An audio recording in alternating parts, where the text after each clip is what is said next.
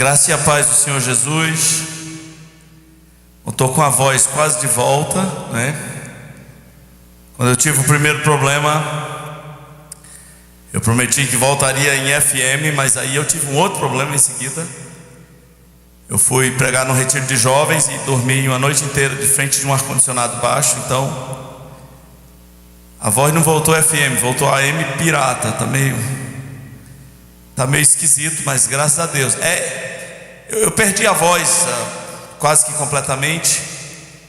Então é muito estranho ficar sem voz, é esquisito. Você pode imaginar uma pessoa como eu que fala tão pouco. É estranho demais. Então graças a Deus que a voz está voltando. Irmãos, vamos abrir a Bíblia no livro de Marcos capítulo 2. Diz assim: dias depois entrou Jesus de novo em Cafarnaum, e logo ocorreu que ele estava em casa, e muitos afluíram para ali, tantos que nem mesmo junto à porta eles achavam lugar, e anunciava-lhes a palavra. Alguns foram ter com ele, conduzindo um paralítico levado por 4 homens, e não podendo aproximar-se dele por causa da multidão, descobriram o eirado no ponto correspondente ao em que ele estava, e fazendo uma abertura, baixaram o leito em que jazia o doente. Vendo-lhes a fé, disse Jesus ao paralítico: filho, os teus pecados estão perdoados. Mas alguns dos escribas estavam assentados ali e arrazoavam em seu coração: por que fala ele deste modo? Isso é blasfêmia. Quem pode perdoar pecados, senão um que é Deus? E Jesus, percebendo logo por seu espírito que eles assim arrazoavam, disse-lhes: por que arrazoais sobre essas coisas em vosso coração? Qual é o mais fácil? Dizer ao paralítico: estão perdoados os teus pecados? Ou dizer: levanta-te, toma o teu leito e anda? Ora, para que saibais que o Filho do Homem tem sobre a terra autoridade para perdoar pecados, disse ao paralítico: eu te mando, levanta-te, toma o teu leito e vai para a tua casa. Então ele se levantou e no mesmo instante, tomando o leito, retirou-se à vista de todos, a ponto de se admirarem todos e darem glória a Deus, dizendo: jamais vimos coisa assim. Vamos orar. Senhor nosso Deus, muito obrigado porque o Senhor nos trouxe aqui e de alguma maneira tem um plano para nós, para que a tua palavra acerte o nosso coração, e nós te pedimos graça para que isso seja da melhor maneira possível, que não haja resistência em nós, mas submissão completa à tua palavra, Senhor. Pedimos em nome de Jesus, amém. Amém.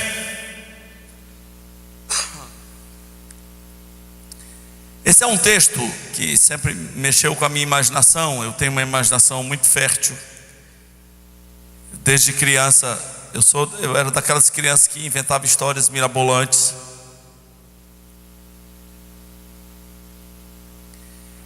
E quando eu vejo um texto assim, eu quero diluí-lo em cenas, em partes. Eu quero ter um pouco da sensação do que é estar ali naquele momento em que aconteceu a coisa. Em primeiro lugar, nós temos aqui um milagre verdadeiro. A Bíblia diz: tem um homem paralítico, ele veio trazido no leito, ele é paralítico mesmo, e a cura se deu mais ou menos assim: eu te mando, levanta-te, toma o teu leito e vai para a tua casa. Então ele se levantou e no mesmo instante, tomando o leito, retirou-se à vista de todos, a ponto de se admirarem e darem glória a Deus, dizendo: jamais vimos coisa assim. Eu cito a expressão milagre verdadeiro para tentar apelar um pouquinho para a sua inteligência, para que você compare isso com o que nós estamos vendo à nossa volta toda hora, vendido como milagre. Nos dias de hoje, esse milagre, entre aspas, teria uma outra versão. O paralítico, sobre profunda comoção emocional, de pessoas gritando e chorando, e um fundo musical forte e palavras de incentivo sendo dadas àquele homem, se levantaria com muita dificuldade. E talvez pessoas tivessem que ajudá-lo a se levantar. É assim o tempo todo. E se você fosse na casa dele 7 dias depois, você ia ter a triste constatação de que ele não foi curado coisa nenhuma.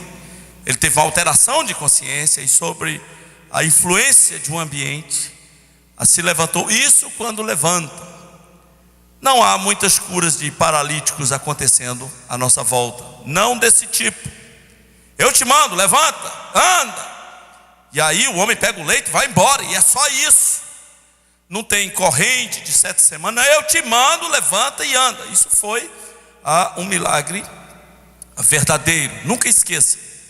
Um milagre pressupõe quebras de leis naturais, porque o milagre é sobrenatural. Algo sobrenatural teria que ter acontecido. Se eu estou com um problema na minha perna e faço fisioterapia e venho dar o meu testemunho depois, isso é bom, é legal, mas não posso dizer que foi um milagre. Leis sobrenaturais, leis naturais não foram quebradas. Houve um processo normal de atendimento médico, e às vezes muita coisa é contada como um milagre. Mas olhe para dentro desse milagre. Eu te mando, levanta e anda. E foi assim instantaneamente. Mas a cena também é curiosa, porque Jesus Cristo, Filho de Deus, Rei do Universo, está na sua casa. É a casa dele.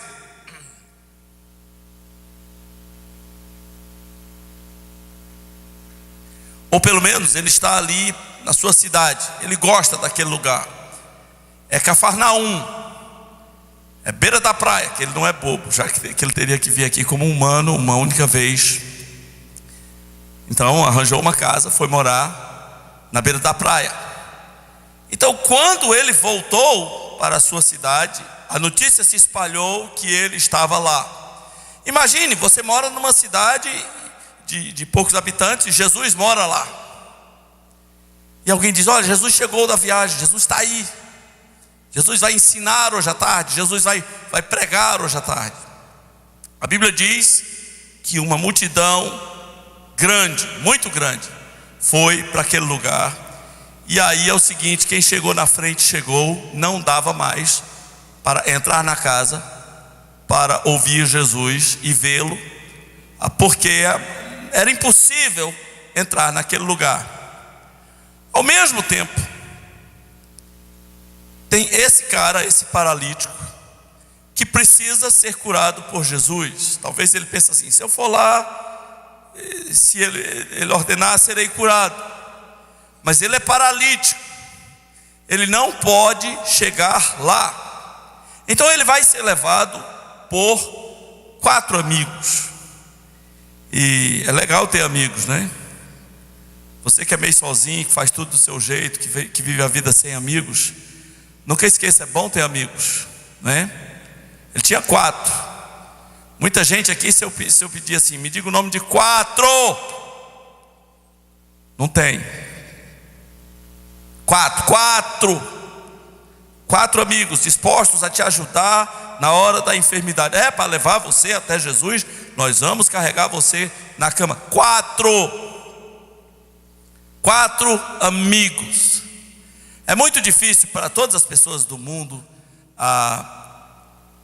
darem o nome de 10 amigos. Você me dá o nome aí de 10 amigos teus. 10 amigão, amigo daquele que falaria que você está com mau hálito. Isso é amigo, né? Me dá o nome aí de 10, né? Esse cara tem 4 dispostos eu acho que ele era um cara bem relacionado, né? Tem 4 amigos otimistas, que se aproximam da casa. Eles querem colocar frente a frente Jesus e esse homem paralítico, mas não vai dar, aparentemente não vai dar, porque é impossível chegar lá. A multidão da cidade fechou a rua, cercou a casa, não dá para entrar naquela casa e ficar frente a frente com Jesus.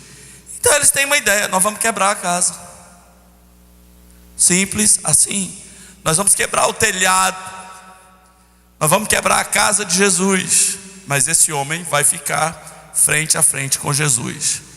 Então, para mim é curioso, porque imagina a cena: Jesus está ensinando, aí de repente um barulho no telhado. É esquisito isso? Quem não ficaria assustado? Um barulho no telhado, e as pessoas abrem o buraco, e o que eles jogam de lá? O que eles vão colocar por dentro desse buraco? Uma cama. Imagina os caras dizendo: para aí, ajuda aí você aí debaixo, aí lá vai a cama. Devem ter usado corda, sei lá o que foi, mas uma cama desceu no meio da casa. Esses caras não são só amigos dele, mas eles são amigos de fé. Eles são amigos otimistas. Se eu tivesse que dar o nome a essa equipe, desses 4 amigos, eu diria que o nome da equipe é Há um Jeito. Pronto, há um jeito. Quando aparentemente não há, você ainda precisa crer um pouco mais além. Não, deve haver um jeito. Nós não sabemos qual é. Nós não sabemos qual é, mas há um jeito. Se você acha que a abertura do buraco, de jogar uma cama no meio da casa, é chocante, chocante é o que vai acontecer daqui para frente. Jesus vê o homem à sua frente, o paralítico, e a palavra de Deus diz que Jesus viu a fé dos amigos e disse ao paralítico: filho, os teus pecados estão perdoados. Filho, os teus pecados estão perdoados. Meus irmãos, isso pode ser chamado de o Evangelho em uma frase. O Evangelho em uma única sentença: os teus pecados estão perdoados. Filhos, os teus pecados estão perdoados. Isso é o Evangelho em uma sentença só. Nós temos que estar focados de maneira muito séria no Evangelho hoje, porque o Evangelho está sendo vendido, entre aspas, como outra coisa. O homem foi curado? Foi. Mas a primeira coisa que Jesus disse a ele foi: filho, os teus pecados estão perdoados. Vamos pensar só de maneira rápida, porque se você é dessa igreja, você tem ouvido isso recorrentemente. Vamos pensar direitinho sobre o que é um milagre, que na Bíblia é chamado de sinal. O milagre não é um fim em si mesmo, nunca foi. A prioridade de Jesus não eram os milagres. Há lugares onde ele não fez milagres, ele não propagandeava dos seus milagres, ele não queria que divulgassem seus milagres. E há lugares que ele diz: olha, vamos para outra aldeia para que eu pregue o Evangelho, porque para isso é que eu vim, para pregar a palavra. Então o milagre não é o fim em si mesmo. Jesus não é o tipo de pregador que diria: tragam todos os doentes hoje, 5 horas da tarde. Vocês viram aí, gente, o paralítico foi curado. Alguém aqui tem paralítico em casa? Amanhã, às 7 horas, eu vou estar curando paralítico. Também vou estar às 8, vou estar às 9, vou estar às 10, às 11, às 12.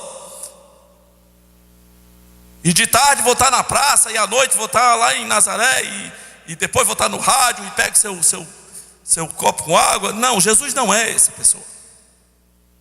Porque os milagres não eram o fim em si mesmo. Então qual é o papel do milagre? Ora, o próprio nome como milagre é chamado no Novo Testamento já diz tudo. O milagre é um sinal. um sinal que aponta para uma realidade muito maior. Eu quero que você abra comigo João capítulo 20. Quando Jesus cura um cego, Ele não está dizendo que não vai mais haver cegos no mundo. Ele está dizendo: eu vim para que os que são cegos vejam. Quando Ele faz quando Ele anda sobre as águas, não é para que você repita isso. É para que Ele mostre que todas as coisas estão subordinadas ao seu poder. Um sinal aponta para uma verdade maior do que o próprio sinal. Mas em João capítulo 20, versículo 30, nos diz os propósitos dos sinais. João deixa claro, ele diz assim: na verdade, fez Jesus diante dos discípulos muitos outros sinais que não estão escritos neste livro. Estes, no caso os que foram escritos, estes porém foram escritos, foram registrados, para que creiais que Jesus Cristo é o Filho de Deus, e para que crendo tenhais vida em seu nome. Amém? Todos os milagres se resumem a isso. Não é para que eles se repitam em série.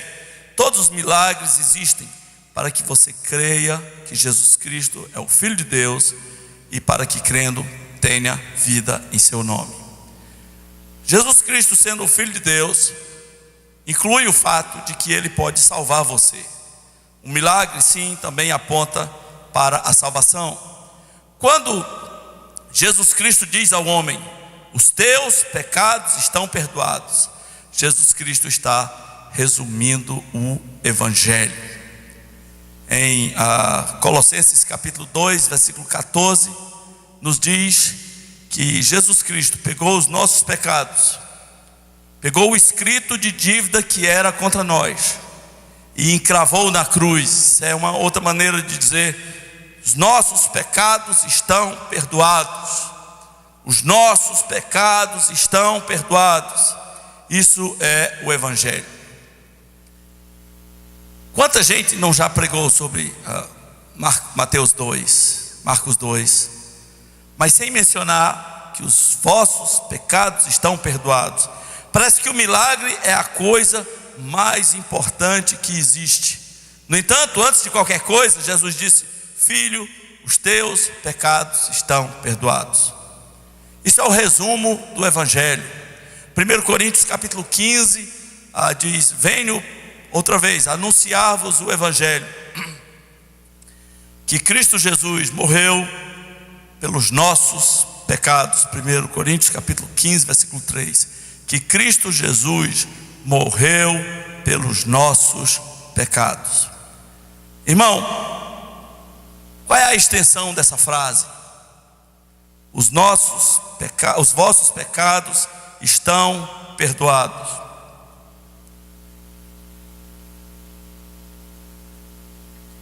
A extensão, no sentido prático, é que os pecados são todos. Os vossos pecados estão perdoados. Todos os vossos pecados estão perdoados. Significa que quando uma pessoa ouve isso de Deus, quando uma pessoa crê que em Jesus ela tem isso, o perdão dos pecados, significa que a sua vida está resolvida com Deus. E se ele partisse a qualquer momento dessa vida, ele podia partir, num certo sentido, com a conta zerada, porque foi dito sobre ele: os teus pecados estão perdoados. Será que esse é o Evangelho que ainda pregamos? Ou será que já estamos começando a nos adequar a uma realidade na qual temos que dizer a uma pessoa não crente: olha, vamos para a igreja, sua vida vai melhorar. Vamos para a igreja, você vai ver que você vai ficar bem. Lá tem uma turma legal. A igreja pode se tornar um lugar de palestras sobre pensamento positivo, um lugar de palestras de autoajuda, mas cada vez menos as pessoas vão ouvir: seus pecados estão perdoados. Quando eu digo todos, eu quero dizer biblicamente pecados passados, presentes e futuros. Os seus pecados estão perdoados. A Bíblia diz: Ele nos libertou do império das trevas e nos transportou para o reino do Filho do seu amor, no qual temos a redenção, a remissão dos pecados. Colossenses 1:14. Os teus pecados estão perdoados. Porém, como é que essa frase faz sentido para alguém que não se sente pecador? E aí é importante que você entenda que aquele homem tinha duas doenças. Uma era a sua paralisia. Por que ela aconteceu, eu não sei. Se foi genético ou se foi um acidente, eu não sei. Mas havia uma outra doença na vida dele, mais séria, e que ele tinha que resolver imediatamente. A doença dos seus pecados. O pecado, diz a Bíblia, entrou no mundo por um só homem, e pelo pecado a morte, e a morte passou a todos os homens. Nós somos tão pecadores, mas tão pecadores, que em algumas épocas das nossas vidas, nós nem cremos que somos pecadores. Eu já vi um jovem se escandalizar. Eu, num culto de jovens, passei um filme chamado A Ilha, para não confundir com a praia, foi A Ilha. A ilha? A vila. Era a vila, não era a ilha.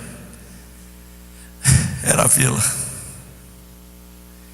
E era um lugar em que as pessoas quiseram construir uma sociedade perfeita. Mas aí aos poucos foram se vendo os erros. E eu usei esse filme para mostrar que o pecado estraga tudo, porque nós somos pecadores. Eu sou pecador, você é pecador. E me disseram que um jovem saiu daqui muito ofendido, porque eu disse que ele era pecador. Olha que coisa. Ele ficou ofendido porque eu disse que ele era pecador.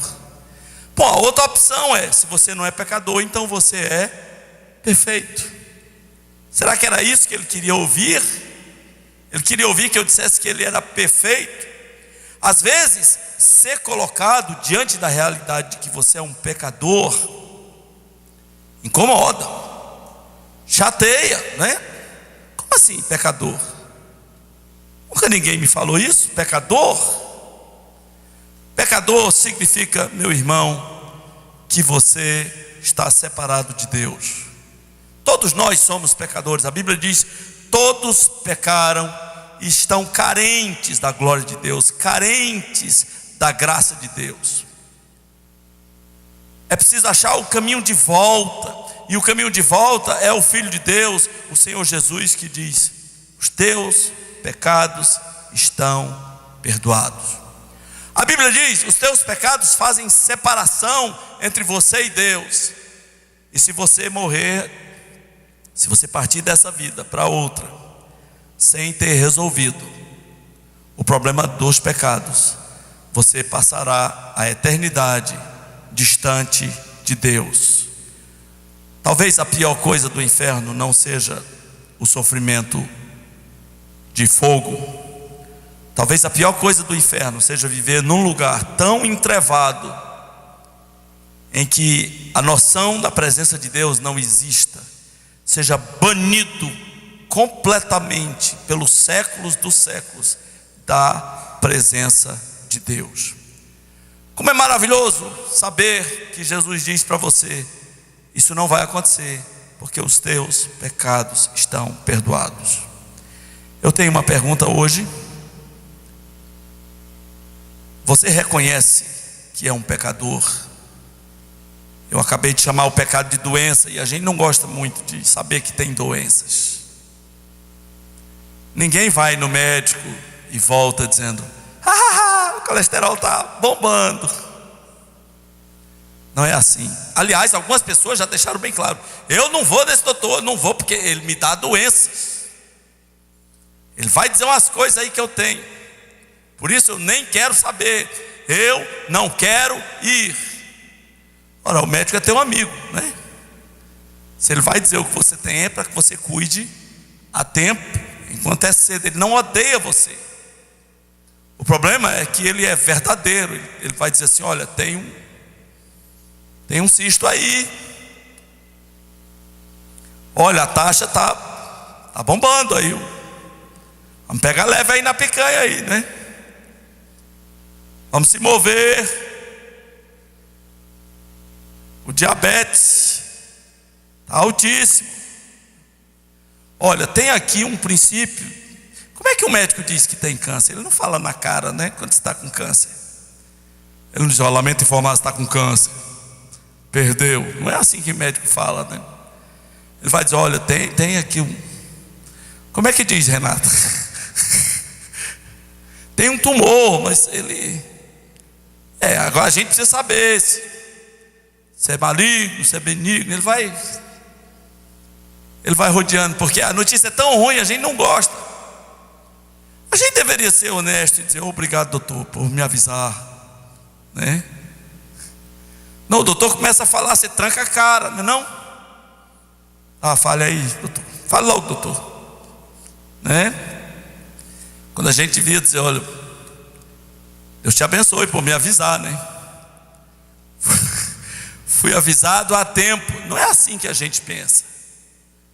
Se você não gosta de ouvir que tem doenças naturais, um tumorzinho aqui, um cisto ali, uma taxa alta acular, uma calcinose por dermatomiosite ali, umas coisas. Se você não gosta de ouvir isso, imagina alguém dizer: olha, tu tem doenças eternas, tu tem pecados e eles precisam ser resolvidos nessa vida, porque eles não podem ser resolvidos na outra. Teus amigos não vão poder orar por ti. Se comprarem todas as velas do supermercado, não vai resolver. Teus pecados não vão ser resolvidos na outra vida. Você tem doenças espirituais, você tem pecados, você precisa se reconhecer como pecador. Você reconhece essa doença? Você reconhece: eu tenho dívidas com Deus. Alguma coisa me diz que eu não estou bem com Deus. Eu sou um pecador por natureza. E por natureza é o que a gente menos gosta de ouvir.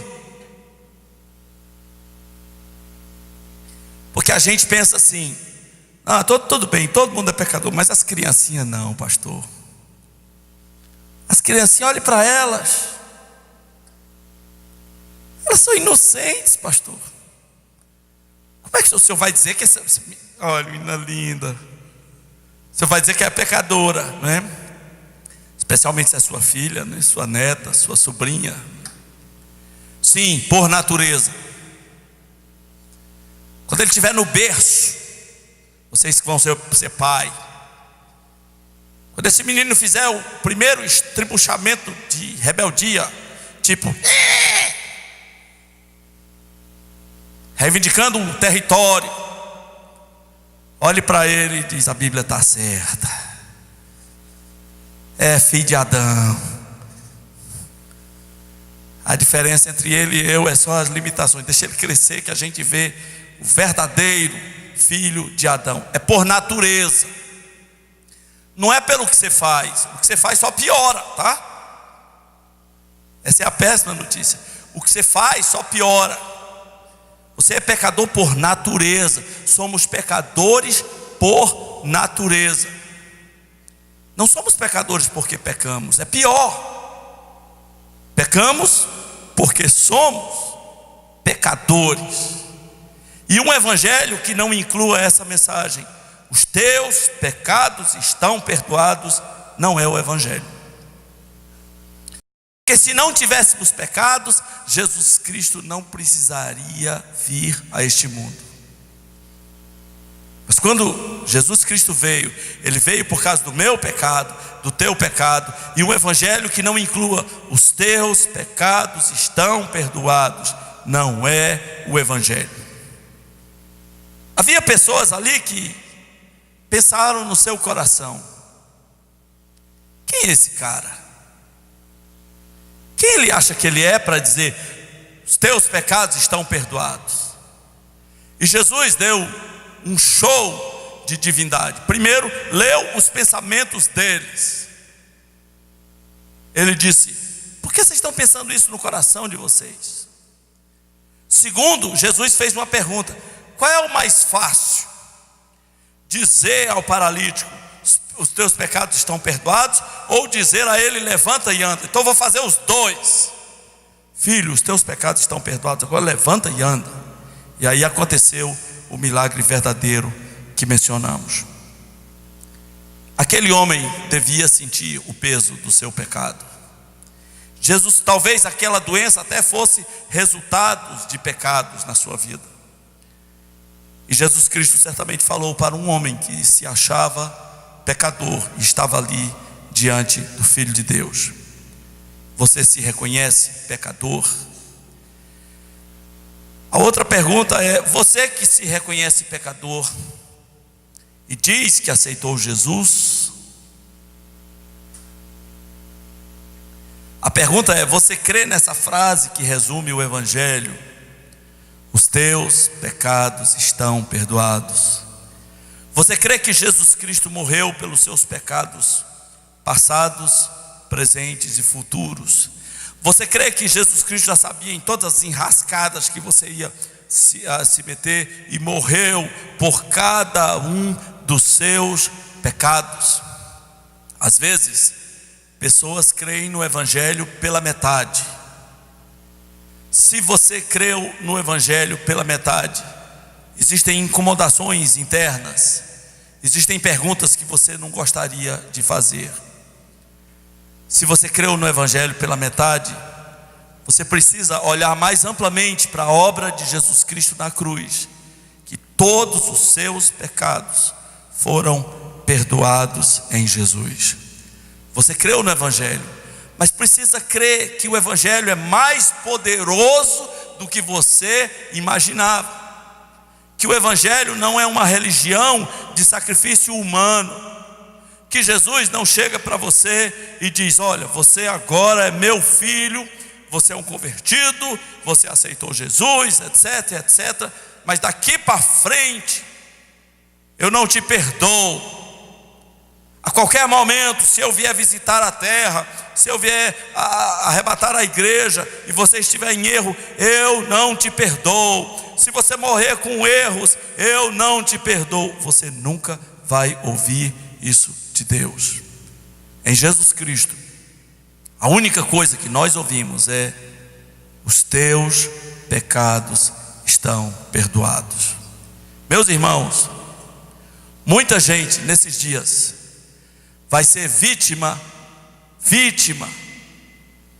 de religiosos, porque eles não creem nessa frase: os teus pecados estão perdoados.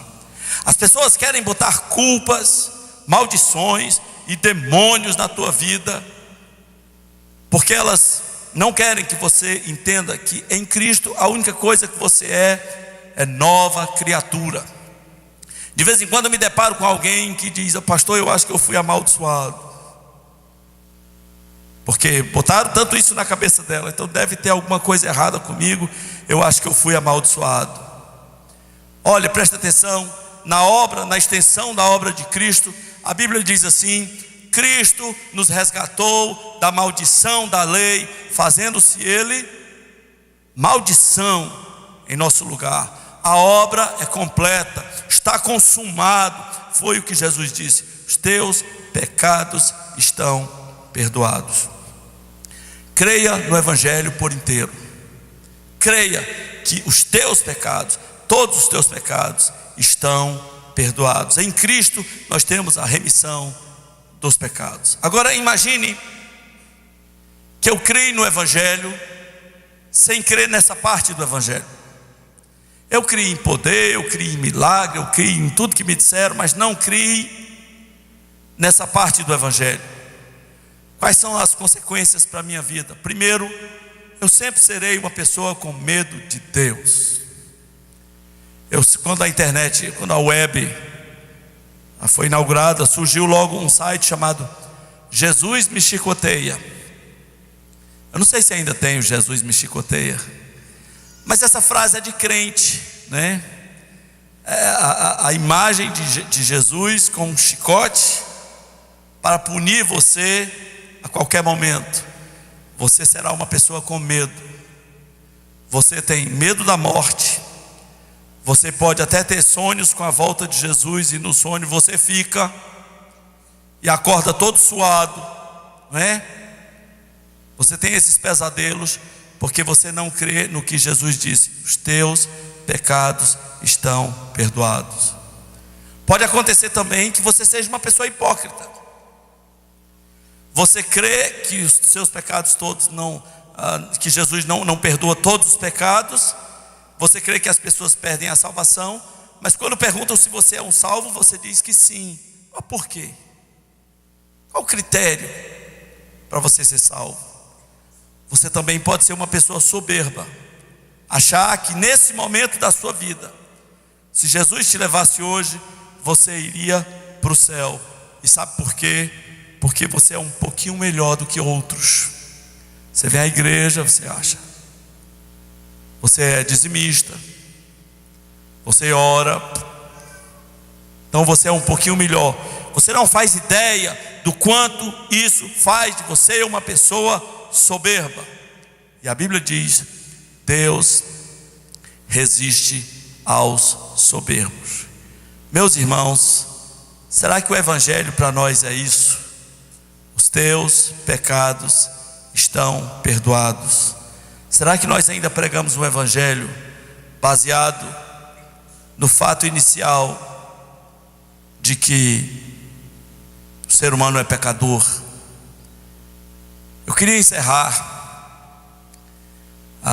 dizendo de uma lei bíblica mencionada em Hebreus capítulo 9, versículo 22, que o processo de Deus é através do sangue.